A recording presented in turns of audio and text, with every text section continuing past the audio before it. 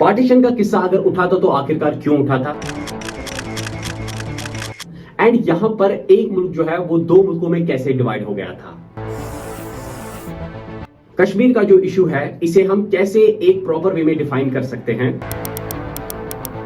Instability जो हमें देखने को मिलती है पाकिस्तान के पॉलिटिकल सिस्टम में, एंड फाइनली जो पाकिस्तान की जो पॉलिटिकल सिस्टम है इसने यहां पर इकोनॉमिक क्राइसिस कैसे लगा दिए पाकिस्तान के अंदर, इन सारी चीजों को हम समझेंगे इसी एक वीडियो के अंदर। देखिए, पाकिस्तान पहली मुस्लिम कंट्री है जिसने न्यूक्लियर पावर को अटेन किया था। वहीं से एक लड़की जिनका नाम अरफा करीम है, इन्हें यंगेस्ट माइक्रोसॉफ्ट सर्टिफाइड एक्सपर्ट किया जाता है एंड गिनीज वर्ल्ड बुक में इनका भी नाम भी आता है। Cambridge exams A and O levels के जो टॉपर्स है वो भी पाकिस्तान से ही निकल कर आए थे। लार्जेस्ट कैनल जो इरिगेशन के लिए इस्तेमाल किया जाता है वो भी पाकिस्तान में ही है। एंड यस, इसका जो कैपिटल है इस्लामाबाद, इसे second most beautiful capital in the world माना जाता है। अब ऐसी कंट्री की जो ग्रोथ है ऑब्वियसली वो दिन बर दिन बढ़नी चाहिए, लेकिन यहां पर इसका उल्टा ही हो गया। यहां पर काम किया जा रहा है कि शॉपिंग कॉम्प्लेक्सेस को 8:30 से पहले ही बंद करने के ऑर्डर्स आते हैं। इलेक्ट्रिसिटी की भी इनस्टेबिलिटी देखने को मिल रही है। फॉरेस्ट रिजर्व जो है वो 4 मिलियन के आसपास यहां पर पहुंच चुके हैं। गेहूं से भरे हुए ट्रक के पीछे देखा गया है कि कैसे लोग यहां पर दौड़ रहे हैं। इस सिचुएशन में पाकिस्तान कैसे पहुंचा है, आइए इस वीडियो में हम समझते हैं। इससे पिछले वाले वीडियो में हमने देखा था कि कैसे ब्रिटिशर्स जो है वो अब भारत को छोड़कर जा रहे थे, लेकिन जाते जाते हुए इन्होंने देश के 2 हिस्से यहां पर कर दिए थे, यानी कि जिसे फिर हम जानते हैं पार्टीशन के नाम से। 5 जुलाई 1947 में इंडियन इंडिपेंडेंस एक्ट आया था, जिसमें ऑलमोस्ट 565 के आसपास जो रियासतें थी वो या तो अब इंडिया को ज्वाइन कर सकती थी, या तो फिर पाकिस्तान को ज्वाइन कर सकती थी, या फिर इंडिपेंडेंट रह सकती थी।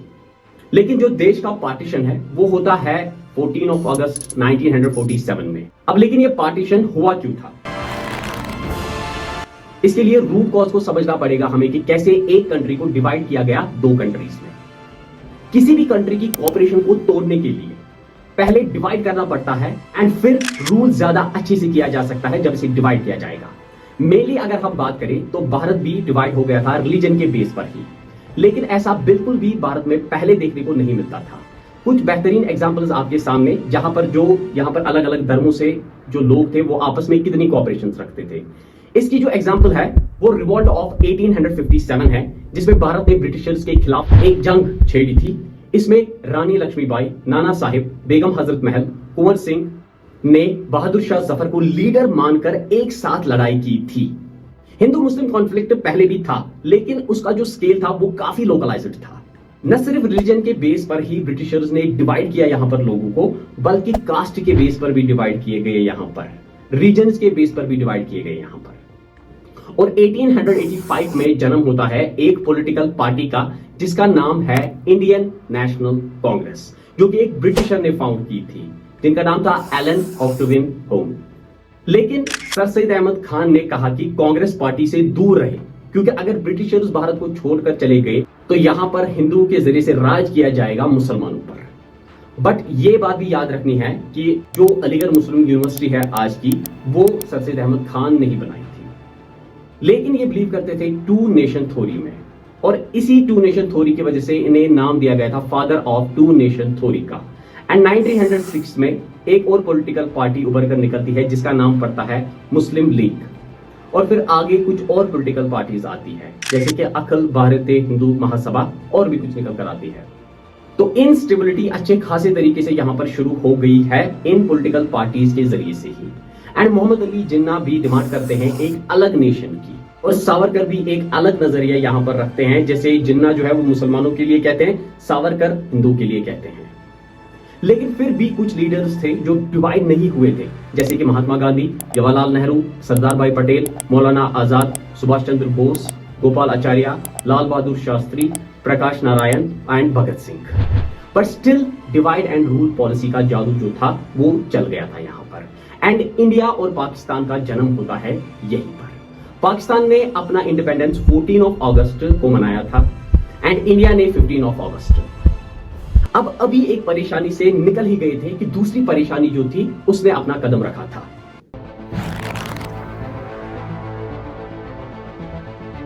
यस, कश्मीर इशू की परेशानी, क्योंकि स्टार्टिंग में ही मैंने आपसे कहा कि इंडियन इंडिपेंडेंस एक्ट के हिसाब से यहां पे इतने प्रिंसली स्टेट्स यहां पर बन चुके थे, तो ये इंडिया को ज्वाइन कर सकते थे, पाकिस्तान को ज्वाइन कर सकते थे, या फिर इंडिपेंडेंट रह सकते थे। हर कोई रियासत तो यहां पर जुट जाती है, लेकिन 3 स्टेट्स पर बात अटक जाती है, जिसमें जो सबसे पहला है वो जूनागढ़, दूसरा जो है वो हैदराबाद, एंड तीसरा जो है वो कश्मीर है। पहले जूनागढ़ के बारे में कुछ बात कर लेते हैं।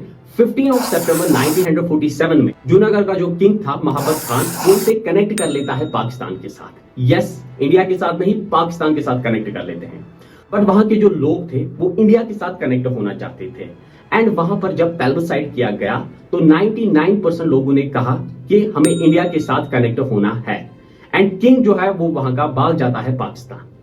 अब दूसरा हैदराबाद में क्या होता है, अब दूसरी स्टेट हैदराबाद जो है, वहां का जो किंग था उस्मान अली, वो पाकिस्तान के साथ कनेक्ट करना चाहता था हैदराबाद को, लेकिन प्रैक्टिकली ये चीज पॉसिबल बिल्कुल भी नहीं थी। 1947 में स्टैंड स्टिल एग्रीमेंट एक साइन किया जाता है, जिसमें 1 साल तक इस चीज के मुताबिक कोई भी बात उठने वाली नहीं है। लेकिन फिर 13 सितंबर 1948 में ही सरदार भाई पटेल जो है वो एक ऑपरेशन लॉन्च कर देते हैं, जिसे हम कहते हैं ऑपरेशन पोलो, और जिसमें हैदराबाद को यूनाइट किया गया था इंडिया के साथ। थर्ड जो है वो कश्मीर के इशू के बारे में अगर हम बात करें तो उस टाइम पर वहां पर एक राजा हुआ करते थे जिनका नाम था राजा हरी सिंह। पाकिस्तान के साथ तो वो कनेक्ट नहीं करना चाहते थे, क्योंकि वो एक हिंदू राजा थे और पाकिस्तान जो थी वो एक मुस्लिम कंट्री बन चुकी थी। इंडिया के साथ भी वो कनेक्ट नहीं हो सकते थे। क्यों नहीं हो सकते थे? क्योंकि वहां पर राजाओं महाराजा का किस्सा अब चलने वाला नहीं था, एंड उनके डिस्प्यूट थे शेख अब्दुल्ला के साथ। शेख अब्दुल्ला बहुत ही वेल एजुकेटेड पर्सन थे, उन्होंने एमएससी इन केमिस्ट्री किया था फ्रॉम अलीगढ़ मुस्लिम यूनिवर्सिटी से। बट राजा हरी सिंह के टाइम पर शेख अब्दुल्ला को उतने अच्छे बेनिफिट्स नहीं मिले थे जितने मिलने चाहिए थे, एंड वो फ्रेंड थे जवाहरलाल नेहरू की भी। अब यहाँ पर इंडिया भी जोड़ना चाहता था कश्मीर को अपने साथ, पाकिस्तान भी जोड़ना चाहता था कश्मीर को अपने साथ। अब पाकिस्तान के साइड से एक आर्मी निकल कर आती है जिसे हम नाम से जानते हैं आजाद कश्मीर फौज, जो कि 1/3 कश्मीर को कैप्चर कर लेते हैं। अब वो सिर्फ 100 किलोमीटर की डिस्टेंस पर ही होते हैं श्रीनगर से, एंड जो हरी सिंह है वो तो खुद भाग जाते हैं, और वो भी बहुत सारी गाड़ियां लेकर, न कि ऐसे कि वो अकेले एक ही गाड़ी में जाएंगे। तो राजा महाराजा जो थे उस टाइम के वो ऐसे ही बुजदिल हुआ करते थे। आजाद कश्मीर फौज जो है उन्होंने बहुत ही ज्यादा वायलेंट तरीके से ये 1/3 पार्ट जो है वो कैप्चर कर लिया था। जब राजा हरी सिंह आजाद कश्मीर फौज के बारे में सुनते हैं तो वो डॉक्यूमेंट पर साइन कर देते हैं, जिसे हम जानते हैं इंस्ट्रूमेंट ऑफ एसेशन से, कि कश्मीर कनेक्ट हो गया है अब यहां पर इंडिया के साथ। इस पे फिर माउंटबेटन भी साइन कर देते हैं, क्योंकि यहां पर दोनों के साइन यहां पर कंपलसरी थे, माउंटबेटन के भी और राजा हरी सिंह के भी। माउंटबेटन वही बंदे हैं जिन्होंने मिलिट्री डिफेंस जो था इंडिया और पाकिस्तान का वो अपने कंट्रोल में ही रखा था, ताकि इनकी जो मिलिट्री है वो आपस में लड़ ना जाए। एंड फाइनली इंडिया अपने ट्रूप्स उतार देते हैं जब यहां पर राजा हरी सिंह साइन कर देते हैं, एंड दोनों के दरमियान हमें एक वॉर देखने को मिलता है। वहां से जवाहरलाल नेहरू क्या काम करते हैं, वो एक कंप्लेंट डाल देते हैं जिसमें 3 चीजें यूएन पास कर देता है। जब वो जवाहरलाल नेहरू की इस कंप्लेंट को देखते हैं कश्मीर के इशू को लेकर, तो उसमें सबसे पहला जो है वो CFO, सीज फायर ऑर्डर, यानी कि वॉर को रोक दीजिए, और 31 दिसंबर 1948 पर ही ये वॉर जो है वो रुक जाता है। सेकंड जो है वो है ट्रूस एग्रीमेंट, जिसमें यह कहा गया कि पहले पाकिस्तान अपनी सेना को पीछे हटा ले और पाकिस्तान के लोग जो जम्मू एंड कश्मीर के अंदर है वो भी पाकिस्तान चले जाए, फिर इंडिया जो है इंडिया भी पीछे हट जाएगा। और तीसरा पॉइंट जो यहाँ पर दिखाया गया था वो अदर्स था, यानी कि प्लेबसाइट किया जाएगा यहाँ पर कश्मीर में, यानी कि कश्मीर के लोगों से ही पूछा जाएगा यहाँ पर कि उन्होंने किन के साथ रहना है, इंडिया के साथ, पाकिस्तान के साथ, या फिर इंडिपेंडेंट रहना है। अब 1/3 तो यहाँ पर पाकिस्तान ने ही यहाँ पर कैप्चर किया हुआ है, बाकी का हिस्सा जो है वो इंडिया के पास आ जाता है, और इसे जाना जाता है पाकिस्तान ऑक्युपाइड कश्मीर के नाम से। अब यहाँ पर जो पाकिस्तान है वो इसके बाद अपनी पॉलिटिकल सिस्टम में बहुत ही ज्यादा वीक रहता है। आइए इस चीज को भी अब यहाँ पर समझ लेते हैं कि कैसे पाकिस्तान अपने पॉलिटिकल सिस्टम को उतने अच्छे से नहीं चला पाया। अब ये तो बच्चा ही जानता है कि पाकिस्तान के बनने में सबसे बड़ा हाथ जो है वो मोहम्मद अली जिन्ना का है। बहुत लंबे समय तक पाकिस्तान मिलिट्री डिक्टेटरशिप के अंदर रहा है, और यहां से ही प्रॉब्लम स्टार्ट करी है पाकिस्तान ने। जब पॉलिटिकल चीजें जो है वो मिलिट्री के हाथ में चली जा रही है, तो यहां पर इकोनॉमिक क्राइसिस देखने को मिले हैं। पाकिस्तान की दिक्कत पार्टीशन के बाद ये हुई कि उसके पास ज्यादा डेवलप्ड एरियाज नहीं थे, जैसे कि backward areas of Sindh, Balochistan. अब पाकिस्तान को चाहिए था कि ज्यादा से ज्यादा इंडस्ट्रियल सेटअप करनी थी उन्हें। इंडिया के साथ भी कनेक्शन जो है वो अब उतने अच्छे नहीं रहे थे कश्मीर इशू की वजह से। अगर कश्मीर इशू नहीं हुआ होता तो इंडिया एंड पाकिस्तान के रिलेशंस काफी हद तक अच्छे होते। अब शॉकिंग बात यह है कि आजादी के बाद 1950 में ही इंडिया ने अपना कॉन्स्टिट्यूशन बना लिया था, बट पाकिस्तान को अपना कॉन्स्टिट्यूशन बनाने में 10 साल से ज्यादा लगते हैं। 1956 तक हेड ऑफ स्टेट जो थे वो जॉर्ज 6 एंड एलिजाबेथ 2 थे। 1948 में मोहम्मद अली जिन्ना जो है उनकी डेथ हो जाती है एंड अब ख्वाजा निजामुद्दीन जो बनते हैं अब यहां पर governor general and Liaquat Ali Khan बनते हैं यहां पर प्राइम मिनिस्टर। और वहां से ईस्ट बंगाल जो कि आज का बांग्लादेश है, ये कहा गया कि इनकी पॉपुलेशन जो है वो हिंदूज में है एंड इनकी लॉयल्टी मुस्लिम्स के साथ क्वेश्चनेबल है, तो ये एक और इंस्टेबिलिटी आ जाती है पाकिस्तान में। लियाकत अली खान को असैसिनेट किया जाता है। अब निजामुद्दीन जो कि गवर्नर जनरल थे वो बनते हैं अब यहां पर प्राइम मिनिस्टर और गुलाम मोहम्मद को गवर्नर जनरल बनाया जाता है। अब ये याद रखना है कि गवर्नर जनरल ज्यादा पावर रखता था as compare to prime minister से। अब ये कहा जाता है कि अहमदिया सेक्ट जो है इन्हें नॉन मुस्लिम डिक्लेयर किया जाए, क्योंकि जो अहमदिया सेक्ट है वो यहां पर कहते हैं कि हम लास्ट प्रॉफिट यानी कि prophet Mohammad peace be upon him को प्रॉफिट नहीं मानते हैं लास्ट वाला। तो इसी वजह से दंगे देखने को मिलते हैं एंड पीएम जो है निजामुद्दीन ये दंगों को रोक नहीं पाते हैं और वहां से गुलाम मोहम्मद जो है वो डिसमिस कर देते हैं निजामुद्दीन को कि तुम दंगे ही नहीं रोक पा रहे हो। 1954 में प्रोविंशियल इलेक्शंस होते हैं ईस्ट बंगाल में, जिसमें कॉन्टेस्ट होता है मुस्लिम लीग एंड यूनाइटेड फ्रंट के बीच में। मुस्लिम लीग जो है वो हार जाती है। यहां पर दंगे उठने स्टार्ट हो जाते हैं। हारने के बावजूद भी बहाना बनाया जाता है कि इनस्टेबिलिटी हो गई है यहां पे एंड गवर्नर्स रूल को एस्टैब्लिश किया जाता है एंड ओवरटर्न किया जाता है यूनाइटेड पार्टी को, जबकि वो यहां पर जीत भी गई थी। अब यहां पे कुछ मेजर पर्सनैलिटीज निकल कर आती है, जैसे कि सिकंदर मिर्जा, जनरल मोहम्मद अयूब खान जो कि आर्मी चीफ थे स्टाफ के। अब यहां पर गुलाम मोहम्मद जो है वो रिटायर हो जाते हैं ऑफिस से और सिकंदर मिर्जा जो है वो बनते हैं नए गवर्नर जनरल एंड फिर गवर्नर जनरल की जगह वो बनते हैं प्रेसिडेंट फिर आगे। अब पावर की जो लालच है वो एक बहुत बड़ी लालच होती है। वो नहीं चाहते थे कि पार्लियामेंट बहुत ही ज्यादा पावरफुल हो, दैट्स वाई उन्होंने डिसमिस कर दिया एक पीएम के आफ्टर एक पीएम को। अब ये चीज तो सच में इंस्टेबिलिटी क्रिएट करेगी कि आप डिसमिस कर रहे हो एक पीएम को दूसरे पीएम के बाद। अब यहां पर एंट्री आ जाती है जनरल अयूब खान की, जो कि ऑलमोस्ट 1958 से लेकर 1969 तक रूल करते हैं और यहां पर ये होता है पहला मिलिट्री तख्ता पलट। ये डिपोज करते हैं सिकंदर मिर्जा को, लेकिन ईस्ट पाकिस्तान की प्रॉब्लम की वजह से इन्हें इस्तीफा देना पड़ता है। यहां पर 1970 में पाकिस्तान का पहला नेशनल इलेक्शन होता है। तब तक जो इंडिया है इसने 4 इलेक्शन यहां पर किए थे। आप देख सकते हैं कि पॉलिटिकल सिस्टम जो था वो कितना डाउनवर्ड्स था एंड पॉलिटिकल पार्टीज जैसे अवामी लीग, मुजीबुर रहमान की, पीपीपी, जुल्फिकार भुट्टो की आ जाती है यहां पर कहानी में। कुछ टाइम के बाद जो भुट्टो है वो बनते हैं यहां पर प्रेसिडेंट और 2 इयर्स के बाद प्राइम मिनिस्टर एंड 1973 में नया कॉन्स्टिट्यूशन आता है जिसमें ये मेक श्योर किया गया कि प्राइम मिनिस्टर के पास ज्यादा पावर कंसोलिडेट रहे एंड 1977 में दूसरा इलेक्शन होता है पाकिस्तान का और पीपीपी जीत जाती है। बट ये देखा गया कि कुछ जगहों पर जो पीपीपी है उन्होंने इतने वोटों से जीता था जितने यहां पर वोट ही नहीं एंड आर्मी ने इस पूरे सिनेरियो में इंटरवीन किया एंड आर्मी फिर से पाकिस्तानी पॉलिटिकल में इंटरवीन करती है। भुट्टो को अरेस्ट किया जाता है अब यहां पर एंड 1978 में जनरल मोहम्मद जियाउल हक जो है वो यहां पर गवर्नमेंट को अपने हाथ में लेते हैं। जियाउल हक का मानना था कि रिलीजन से ही पाकिस्तान देश की गाइडेंस होनी चाहिए। अब अमेरिका जो है वो एड प्रोवाइड करता था पाकिस्तान को। $452 मिलियन भेजे थे 1989 में। अब यूएसए जो है, यूएसए जैसी कंट्री जो है वो किसी का सगा है ही नहीं, तो इतना अमाउंट तो वो फ्री में देने वाला नहीं है। ये बात तो हजम होने ही वाली नहीं है। अब इसकी बात भी करेंगे हम कि उन्होंने ये एड क्यों भेजा था, लेकिन आगे वाले पार्ट में।